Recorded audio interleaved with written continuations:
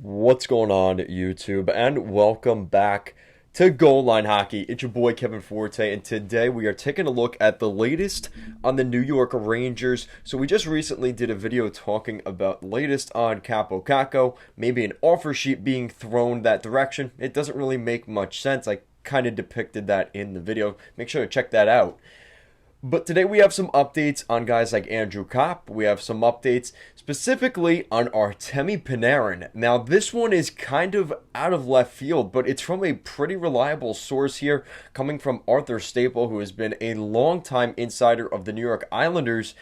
He is now a Rangers writer, and some pretty interesting stuff. Potentially a rift between him and Chris Drury. We'll get into that later on. So let's start off again with another report from Arthur Staple indicating Andrew Kopp and his camp want as much out of his next contract as possible. So something probably in the range of a 6-year deal, paying him around $5.5 million per season. I think that's a pretty fair deal. Considering that number is fairly low. Considering what he could get on the market, he probably could get six over 6 on the open market. But he might get a modified no trade clause or a no movement clause attached to that to maybe lessen that. And we have seen teams do that as leverage. So I wouldn't be surprised if that's what ended up happening here. I think the Rangers really like Kopp. I think Kopp likes playing for the Rangers. But I think there is that little bit more mentality. He does want to get the bag here. And he might be able to still get that with the Rangers. We also have an update here on some other guys, again, from Arthur Staple. The Rangers are trying to get anything they can in a trade for Julian Gotcha. They are trying to find a trade partner as well for Alexander Georgiev. Julian Gotcha is a guy that they really don't think there is going to be a future for. He is a restricted free agent this summer. He's 24 years old, and he's a guy they acquired in a trade. They picked him up from the Carolina Hurricanes back in February of 2020. So that's what you're looking at here for Julian Gotcha. And in terms of Alexander Georgiev, I think we kind of know the sentiment there. He's going to be one of the goalies that's thrown out there in the market. Unfortunately, though, I do see him as a guy, if he doesn't get traded at the draft, I do see him as a guy that ends up going in, say, the middle of July or maybe August. I see him as a guy that's maybe not most teams' top priority once Darcy Kemper, Jack Campbell, I hate to say it, even names like Sergei Bobrovsky get sifted through. Vitek Vanacek, Ilya Samsonov. I think Georgiev's in that category of goaltender. Vanacek, Samsonov, and Georgiev. So there is still hope for him. He's still a very young goaltender. Excuse me. He is 26 years old, so he's still on the right side of 30. He's going into the prime of his career. It's just more of a matter of what do most teams see in Georgiev? Can he become a starter? Is he a forever backup? What is the circumstance with him? Because he did have a down season this year. The last 2 seasons he has struggled, so it does make you wonder if a trade or slash some kind of movement is inevitable here. I think the Rangers are going to likely look to create the cap space.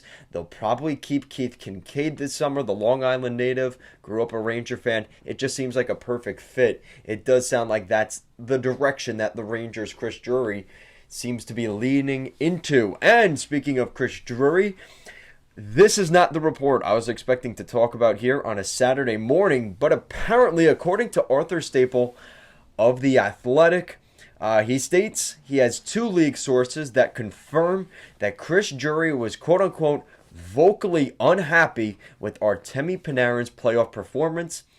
Staple speculates that Panarin could request a trade if a rift with Chris Drury develops even more. So this is one of those things that we hear across the league. And again, some people don't like the stereotype, but Russian players are known to not back check is the nice way of putting it. They don't like to play defense. And Panarin, I'm not calling out Panarin here because he is not the only guy that does this. You look even in the Metropolitan Division, I can name you about 10. Evgeny Kuznetsov in Washington. Some argue Alexander Ovechkin when he's not in the Stanley Cup final. Other than that, he doesn't back check. In Pittsburgh, you look at a guy like Malkin, not known for being the best back checker. That's just in the division. So this is not a novelty thing that has happened. I'm kind of surprised, though, considering Chris Drury this is his second season with the Rangers at this point, right? He's making an awful lot of big decisions, right? In the beginning of the season last year, he kind of booted Kravtsov and kind of told him to F off. Now we're seeing this thing with Tony DeAngelo. Remember that from last year? Again, a lot of that was Chris Drury. And now, potentially your star player, Artemi Panarin.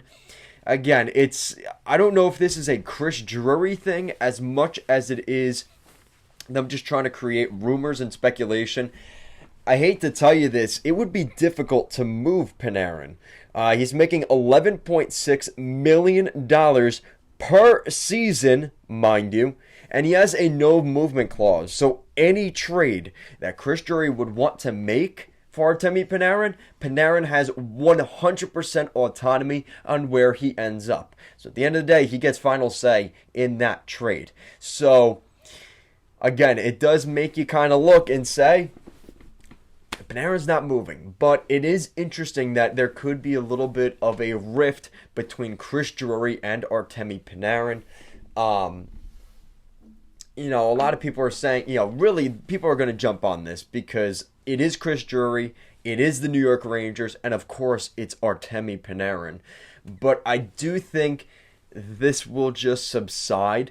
I think Chris Drury he does have a point, right? This is one of your star players you're paying $11.6 million to. You want to put that in perspective. Looking at the Rangers cap, Artemi Panarin takes up over 14% of the entirety of the New York Rangers salary cap.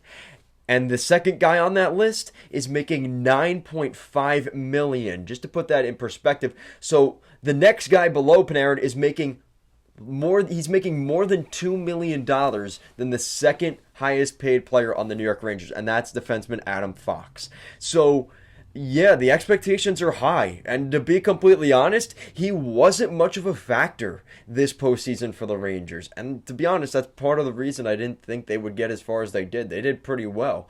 They really relied on the kid line, and you didn't see much from Zibanejad and Kreider and Panarin. And the only time that they were going, the Rangers were successful when those guys were going, but they were getting shut down by the opponent most of the entire Stanley Cup playoffs. So, I don't know. Let me know what you guys think down below. I'm sure most of you will say this is crazy. They're not going to trade Artemi Panarin, but I do want to see what you guys think of that. Guys, thank you so much for watching, and I'll see you again next time.